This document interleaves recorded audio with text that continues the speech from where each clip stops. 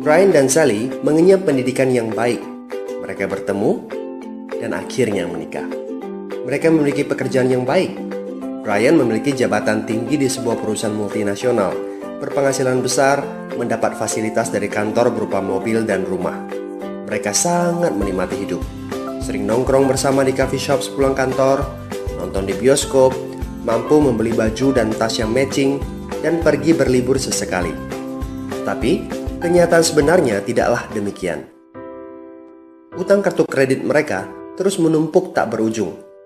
Setiap akhir bulan merasa kehabisan uang. Mereka memiliki barang-barang bagus, tetapi tabungan masa depan kacau balau. Brian dengan mudah membeli ini, tapi bukan ini. Tabungan 100 juta pun rasanya masih jauh sekali. Sudah kerja lebih dari 10 tahun, tapi belum sanggup membeli rumah sendiri. Masih tinggal di rumah milik kantor dan mengendarai mobil milik kantor.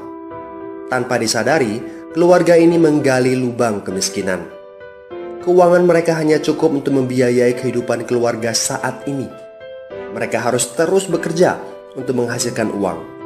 Pertanyaan yang paling ditakutkan adalah bagaimana jika mereka sudah tua, kemampuan bekerja sudah menurun, atau salah satu anggota keluarga terdiagnosa penyakit serius yang membutuhkan biaya yang sangat besar. Apakah kehidupan Brian dan Sally mencerminkan kehidupan Anda? Apakah saat ini Anda memiliki penghasilan tetapi sebelum akhir bulan sudah merasa kehabisan uang? Memiliki hutang berkepanjangan yang tidak ada habisnya? Memiliki barang-barang bagus tetapi khawatir karena tidak punya tabungan? Memiliki hidup yang berkecukupan tetapi khawatir tidak mampu menyekolahkan anak-anak dengan baik? Memiliki rumah tinggal tetapi berkemungkinan besar harus menjual rumah bagus ini karena tidak punya dana pensiun? Jika Anda menjawab ya pada salah satu saja pertanyaan tadi, saatnya untuk memperbaiki diri. Mau jadi seperti apa kita ini kalau ternyata kita sebetulnya hanya gaya dari luar saja? Mau hidup kropos seperti ini sampai kapan? Aha, mari kita mulai menabung. Nah, apakah menabung saja cukup? Berapa banyak yang bisa Anda sisihkan untuk ditabung setiap bulan? Mari kita ambil contoh. Anda berencana untuk memiliki rumah dan mobil. Katakanlah harga rumah 600 juta dan harga mobil 200 juta. Jika Anda mampu menabung 5 juta per bulan, Anda membutuhkan 13 tahun untuk mendapatkan angka 800 juta. Masalahnya, inflasi membuat harga rumah dan mobil melambung tinggi.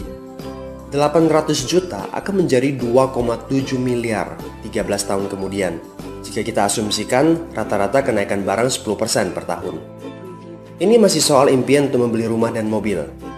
Padahal, masih banyak kebutuhan lain yang perlu dipersiapkan jika ingin hidup lebih baik. Bagaimana dengan persiapan dana hari tua?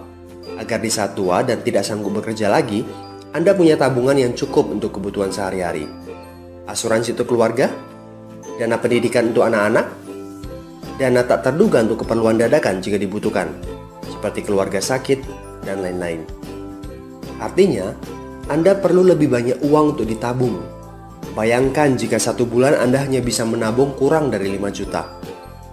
Sudah jelas, jika langkah Anda hanyalah menabung, Anda seperti sedang menggali lubang kemiskinan.